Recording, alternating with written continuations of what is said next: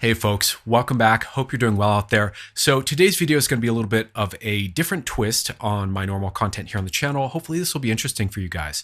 So here's a question. Are you listening to life? Are you really paying close attention to all the information and all the little things that happen around you in a given moment, in a given week, et cetera, et cetera? Are you really listening to life?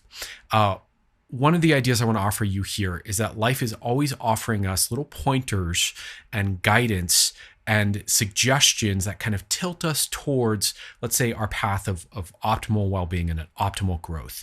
And in this video, I want to start to discuss that. And this is a bit of an expansion, or the beginning rather, of a topic I want to start to talk about here on the channel more, because it's relevant to psychedelics, because it's relevant to spirituality and deep psychological growth. And this is understanding your guidance system. There is such a thing as a guidance system. And I want to start to build this in to the conversation here. I realize this might be a little woo-woo for some of you, might be a turnoff for some of you who are just here for the more hard science, the neuroscience kind of based approaches to psychedelic therapy and that kind of a thing. But this is an important piece of learning how to progress and grow. And there are pros and cons and complex little nuances to understanding the guidance system. So today I want to just kind of put out a bit of a share of some recent examples in my own life and start to build this conversation with you. So if this interests you, and I hope it does, please join me. Okay, so a little bit of context here just to kind of frame this conversation, then I'll give some examples here. So again, like I said in the intro, I know some of you are probably going to find this idea, this topic, a bit of a turnoff. If you're not ready to consider that there is such thing as a kind of internal and external guidance system layer to your life experience, that's fine. I don't expect you to believe this or take it on, carte blanche faith. That's not really where I'm coming from here. And so, if that's a turnoff, that's fine. You can stop the video or, watch it with a skeptical mind. But for those of you who may be ready for this message, I wanted to make this video because I feel like it's an important topic. This is kind of an area of human experience, I think it would be fair to say, that kind of overlaps, but is not exactly the same as synchronicity. Overlaps with intuition, but not also exactly the same thing as intuition, and also overlaps with, let's say, a collaborative relationship to life that might look a little bit kind of almost, spiritual, if you want to think of it that way. But I do think that there's a practical thing here. So I want to see if I can try to kind of flesh that out for you and make that more clear and give you some palpable examples. In my experience, the guidance system is a very real thing. It's something we are born with and inbuilt inside of us, like an inner knowingness of what is correct for us in a given moment that is kind of existing at a felt sense. And then there's also kind of often, before we get in touch with that, an experience that people start to have as they start to kind of grow and heal and awaken, of what we might call synchronicity and external guidance. So there's also an external component to the guidance system, which involves signs and signals and kind of unique, distinct moments in life that seem to steer us in novel new directions that are often highly meaningful, highly constructive, really helpful, and just overall more in alignment with kind of where we want to grow or what we want to do. In other words, there's kind of this mysterious aspect of human experience, both internal and external, that seems to involve guidance for us in terms of if we want to grow, kind of what those next steps may be. Kind of almost like if you could imagine, trying to cross a pond or cross a creek, and you kind of step on the first stepping stone, but you don't know the next one is, and then it suddenly appears. It's something like that. So let's talk about it a little bit. And I think the first place to start here is to discuss a little bit about synchronicity. This is not going to be a long section on synchronicity. It's not a video about synchronicity, but it's an important part of this conversation. So let's start there. So for anyone who is not familiar with synchronicity, this is an important topic, especially as you start to get involved in psychedelics, because there is a lot of synchronicity that starts to occur when we start using psychedelics and when we start to, perhaps engage in a spiritual growth path or awaken spiritually, or even if you awaken at a deep level psychologically, So synchronicity is a concept that I think was first articulated into Western culture via Carl Jung, right? So this is not coming from necessarily from like an Eastern spiritual framework, although he was a student of Eastern spirituality. So, to be fair there. But it's an idea of essentially there are moments that we have in life where there are uncanny alignments. I don't even want to call them coincidences, but uncanny alignments between something meaningful internally and something meaningful externally lining up to create, let's say, a clear line of information or reflection or insight or something like that. So a clear line of meaning between something meaningful internal and something external happening, right? That is so strikingly specific or clear often or obvious often, but can also be subtle that it really seems to reflect a poignant, clear indication of something, right? I know it's really vague, but essentially it's the alignment of an internal piece of meaning and an external piece of meaning in some sort of unplanned, spontaneous kind of way, right? So, for example, if I've been having dreams about, yellow Volkswagen Beetles, right, for whatever reason, and I don't know why. And then one day I go to the coffee shop and there is a mom with a kid in front of me and the kid has a little toy yellow Volkswagen Beetle. That might be a moment of synchronicity for me, right? Or I might be thinking of a certain person or a certain song I haven't thought about in a long time. Maybe I have the TV on in the background and suddenly you hear that song being played, on the credits of a show or something, where you had no idea that was going to be playing. These kinds of things. These are synchronicities. Now, synchronicity gets really deep and really dramatic and really powerful. And I think the useful thing to know about synchronicity is that often when we are going through moments in life where we're experiencing more synchronicity, it's a sign that we are on the path, shall we say, and in the direction of meaning, right? I think a lot of people, especially in the psychedelic community and also in the spiritual community and in the community of overlap between psychedelics and spirituality, you'll see a lot of people who relate to synchronicity as if it's kind of telling the future or fortune telling or always literally true.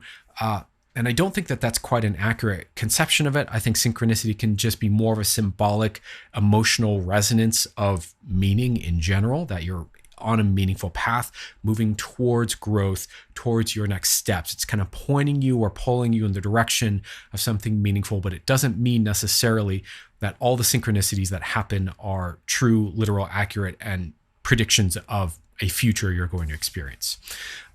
So people get a bit hung up on synchronicity, and it really can be this interesting kind of pointer, A, that you're on the path, like I just said, but also B, of maybe what direction, what actions to take, or that there's something there if you go in this direction for you, right? And I could say a lot more about synchronicity. I don't want to, talk too long about it, but let's just say that this is one of the most common ways that people start to first encounter their external guidance system is through synchronicity. And usually, I would say most of us go through life kind of either paying attention to our internal set of meaning or kind of attention outward, paying attention to the world, looking around, and perhaps looking at things that are meaningful to us out there. But often we're not really thinking about like a through line of connection between what's external and internal and how these things might line up to create some sort of super clear meaning for us, right? And this is why when we have moments of synchronicity, it's so striking and powerful and profound and kind of, bizarre. It really is. It can be very strange and over the top, honestly. But I think that when we start to listen more closely, we'll start to notice that synchronicity is actually kind of always happening for us.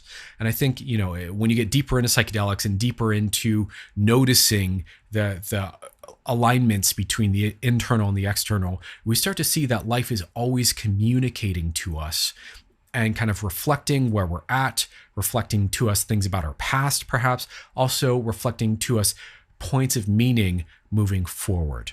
And this is, to me, what the external guidance system is this the ability to start to listen to life around you and take cues from things and let that guide you forward into constructive, positive actions. I will say, because I haven't been real clear about this yet, in my experience, when we follow our guidance system and we get good at following our guidance system, and there's nuance to that, and it's tricky, but when we get good at it, what I've seen in myself and a lot of other people I know who have discovered their guidance system and started to live life in alignment with it, it starts to usually steer you in the direction of growth, in the direction of well-being, in the direction of thriving, in the direction of perhaps a more profound, rich, meaningful life. That doesn't always mean easy. Sometimes it'll steer you towards hard lessons or hard events that might be necessary for your growth.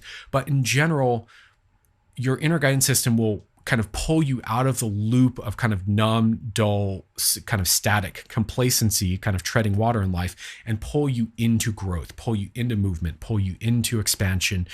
And in that, it's uncanny, the amazing, insights and experiences that become on offer when you're listening for them, because life, again, is always kind of guiding us towards them. So I wanted to, just kind of say that, share that a little bit. And so I wanted to just kind of comment a little bit more on, external guidance and how that tends to show up in my experience. What's the pattern over time that I've noticed with this? I'm going to give you some examples of this from my own life recently this year. And then we'll kind of wrap up the video. Okay, so in my experience, there are very clearly seasons or periods or kind of stretches of time in our life where we will be getting clear guidance, either externally or internally, and it'll be pretty loud. It'll be pretty present, right? And, over time, what I've noticed is that you kind of go through periods of that, and then there will be periods where it seems like it's gone and it's not there, right? And I wanted to just kind of speak a little bit about both of that, right? So when you first start to discover that there is like a current of information guiding you through life and giving you suggestions on ways to go that will help you grow and offer you connection to yourself and deeper meaning and all this stuff, it is both exciting and a little bit like alarming and bizarre. And I think for a lot of people, and you especially see this kind of in the new age psychedelic world, there are a lot of people who become dependent on this, almost as if it's like a teacher or a parent figure, a cosmic parent figure, something like this, who is giving you, instructions on what you need to do next, on what's best for you next, right? And the relationship often becomes very kind of reliant, dependent, passive, and outwardly looking for this instruction, right? And if you go through a long phase, and for some people, it's just like, a few days or a few weeks or whatever. For other people, it can be years of having real clear guidance. You can get really used to it. And it can be strangely comforting and really beautiful and mysterious and profound. And, you can start to rely on it. And what I've found is that usually for most people at some point, it starts to disappear. Right? Now, whether this is because of you've fallen out of alignment with yourself or out of alignment with your path or out of alignment with your kind of spiritual core, or whether this is a case of, sometimes the information, just dries up and disappears or what have you, people seem to go through periods where guidance is absent, right? And for a lot of people, this can be really kind of confusing, alarming, disheartening, stressful, et cetera, et cetera. My thought about that, my feeling about that is that, first of all, I think the guidance is always there. There's always life reflecting back to us aspects of ourself externally and, in terms of feelings internally of what next for us. But it's a question of, are we attuned to it? Are we listening to it? Is it clear enough to us? That's another big one. Sometimes I think it gets a bit kind of muddy or confusing or subtle or abstract. The other part of that, though, is that I think sometimes we go through periods of life where we are not supposed to be listening and receiving, but rather directing and choosing and asserting what it is that we want, what it is that's right for us, what it is that we choose as well. And I do think there's a collaborative dance there with what you might think of as the transpersonal aspect of life that is bigger than us and contains us within it and has all this information for us. And the personal, right? The what is meaningful to me as a embodied intelligence here on life, in life, on earth at this moment, right? And I think there's a give and take there. And I think to really become spiritually kind of holistic, we need to learn how to be able to do both, receive, but also transmit. And I think that this is perhaps why guidance kind of disappears.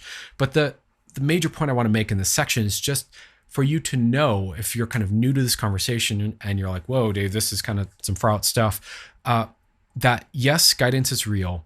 Yes, it can get dramatically obvious. And if you're in that period, it's a really interesting moment in life when you start to get like, holy moly, there's all this information there that's highly specific to my experience. But also that will wane at some point. That will kind of ebb. It flows, but it also ebbs. And I think it's important to understand that when we're relating to this, so that we are not dependent on it, but that we are also open to it and willing to work with it. So I want to give a couple examples from my own life recently this year, which may or may not resonate for you guys. You might just think I'm an absolute kook by the end of the video here, but for me, these are very clearly moments of guidance recently.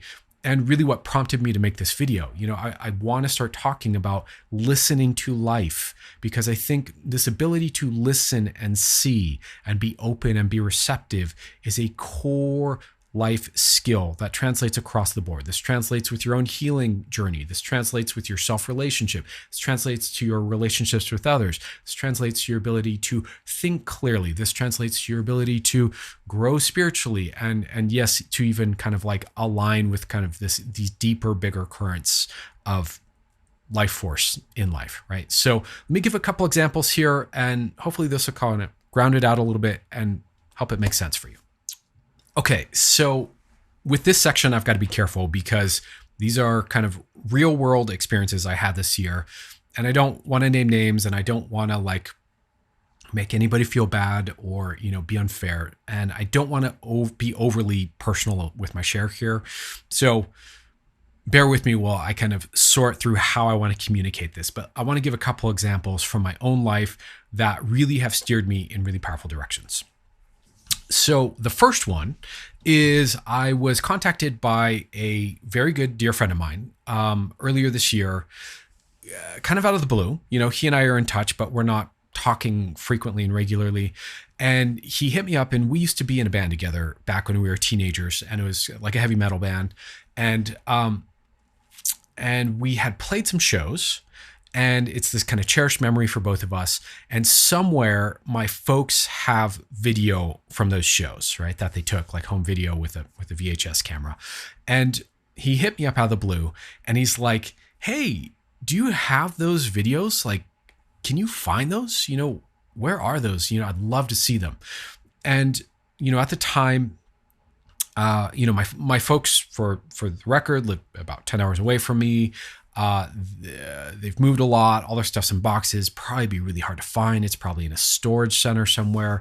And so at the time when he reached out to me, I was a little bit kind of like, I have no idea how to figure that out. That is 10 hours away from me. And, I was a bit resistant. I was a bit kind of like, yeah, I don't think so. Not right now. That's going to be a pain in the ass.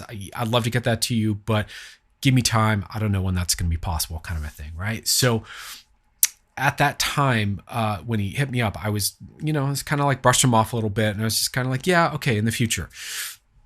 But it got me thinking, and it got me thinking about my parents and how long it's been since I've seen them, and how much I love them, and how cool it would be to have those videos and see them for myself again, right? And so I reached out to my mom. And I asked her, do you guys even have those videos? Do you even have that stuff? And she's like, I don't know. Let me look through it. I'll figure it out. And that kind of motivated her to look through it. And then she came back to me and she's like, yes, actually, do have that video, surprisingly. Kind of a minor miracle because we've moved a lot of times and we've lost stuff along the way, but somehow we still have it. And that kind of was one of many motivating factors for me to kind of, plan a road trip for this recent Christmas, go out and visit them, spend some time with them. And it's been a few years, and it was really this wonderful, wonderful reuniting with my folks. So, what started off as kind of an annoying prompt from my friend out of the blue, and this is one of the things with external guidance, a lot of times we'll get these like new information, right? It'll be the random YouTube video suggestion you'd never thought of before that you click on that's actually got you thinking, or it fascinates you even though it's a topic you've never thought about before. It'll be the bumper sticker in front of you in a car that seems to reflect something meaningful to you, right? It will be the random reach out from a friend on Facebook that you haven't talked to in 10 years. It'll be something like that. It'll be some sort of, often when we're getting guidance, there's kind of a newness or differentness to what's showing up. That's clearly like, oh, they're like alert, hello, there's something to pay attention to there. Or I find a lot of times with external guidance, it'll be some sort of clear, really obvious synchronistic reflection. So in this case, it was kind of the former. And I followed it up, and it really led to this amazing kind of reconnection with my parents, which has been so beautiful and so profound and so sweet, and a reconnection to myself. So when I went back, we opened up a bunch of videos, looked at the videos, but opened up a bunch of boxes of old stuff I didn't even know I had from not only childhood, but, old like baby records and all this information about me that they're like, hey, do you want this stuff that I didn't even know I still had, which was frankly incredible. And so it's reconnected me to all this information about myself, all these kind of impressions from my early life. It's reconnected me to my parents. It's reconnected me, of course, to my early musicianship years.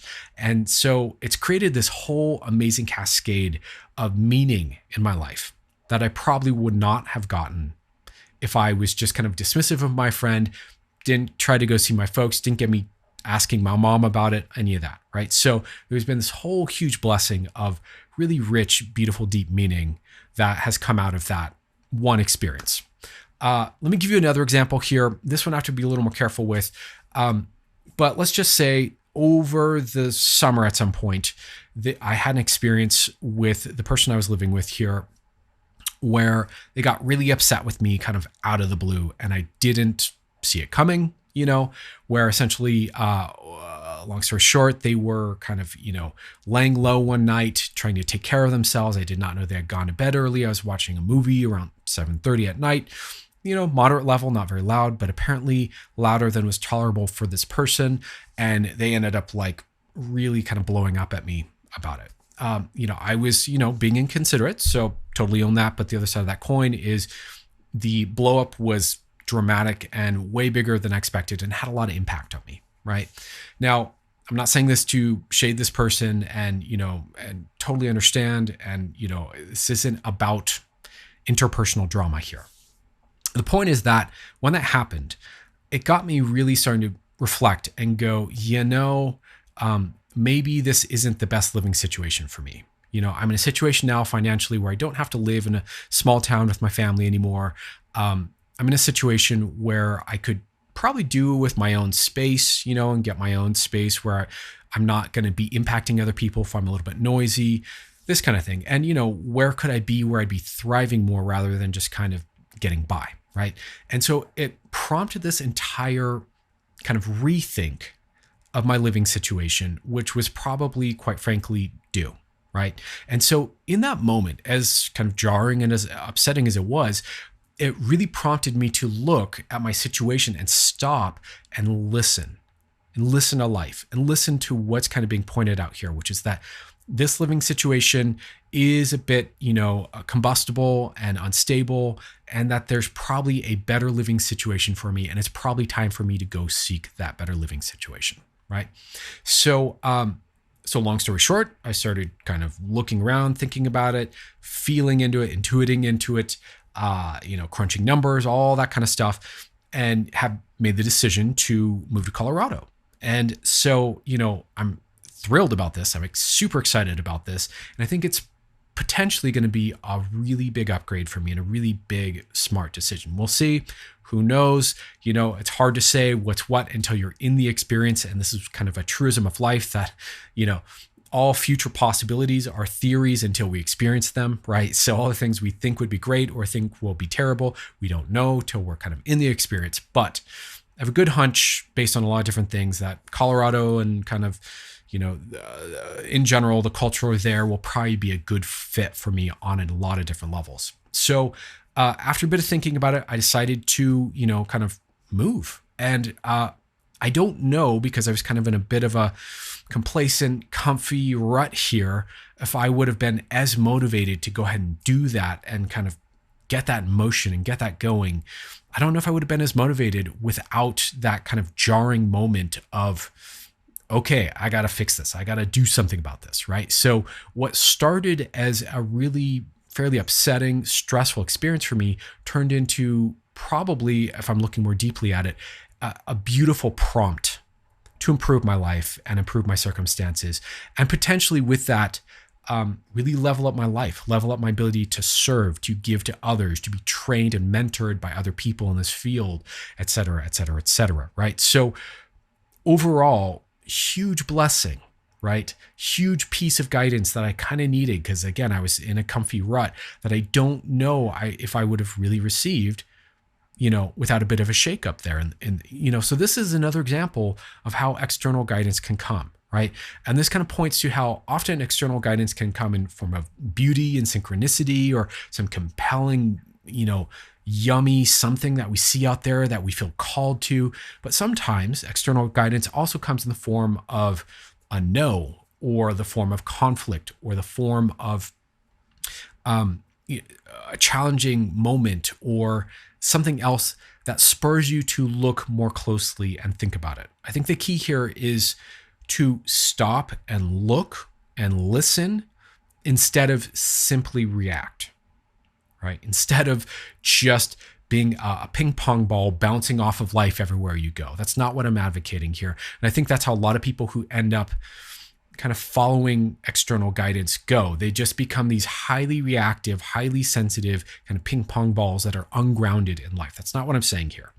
What I'm saying is if you're taking these cues from life, when life is speaking to you, so to speak, and really slowing down to listen and lean into it, a lot of times there's something there for you that is highly personal to you and is meaningful, right? So just a couple examples from my life. Hopefully that's not too personal to share. Hopefully that's not boring. And hopefully that kind of illustrates my point here. So let me just kind of say a couple more things about this. We'll wrap the video and call it good.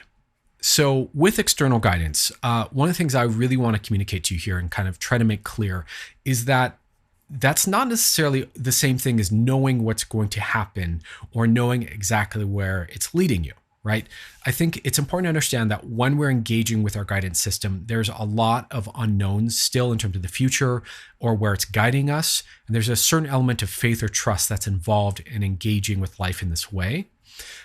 So it's not really that the end of where this is all steering you, but you'll definitely get guidance for your next step or your next couple steps, right? Like I said earlier, kind of this metaphor of trying to cross a creek and you step on the first stone, then the next one emerges. That's very much how it feels to be working with your guidance system a good chunk of the time. It doesn't give you a large scope or an outcome. It gives you these bits and pieces that if you follow, tend to lead you in this direction of meaning, of resonance for you, of growth and expansion, et cetera, et cetera. So just want to put this message out there. Again, this is a little risky for me. I quite frankly feel a little vulnerable because this is more in the woo end of the spectrum here. But if I'm also being really intellectually honest with you guys, this is a very real phenomenon. I've not only seen in my own life, I've seen a lot of other people kind of notice and awaken to and start to implement in their own lives. It seems to be very much correlated with psychedelic use, that once you start to use psychedelics enough, you start to make these connections and see this through line of meaning between your subjective internal and your external experience. And this seems to be a part of spiritual growth and kind of personal development as you get more sensitive and more refined. So I wanted to just be honest with you about that and kind of offer this information and kind of encourage you, stimulate thought a little bit and stimulate inquiry for you about, are you listening to life? And what I'll say about this is I've noticed in the times where either I'm not listening to life or people I know, friends of mine, aren't listening to life, those tend to be the tougher moments where we tend to feel more disconnected, we tend to suffer more, be more stressed. And so I would encourage you, if you're not having this kind of experience, to start to try this on as a possibility and get curious about what life is trying to communicate to you. And you might be surprised at what's there for you. So anyways, that's the video for now. If you made it through this whole thing, again, thanks for watching as always. Much love to you guys. I really appreciate you. And as always, I'd appreciate your comments down below if you feel moved to engage and share your stories about your guidance system and waking up to that, or synchronicity, or if you have disagreements or questions, anything like that. Of course, always please keep it respectful, but I'd be curious to hear your thoughts. All right, take care for now. Way more content on the way. I'm super hyped for what I've got for you guys this year. Okay, much love. Ciao.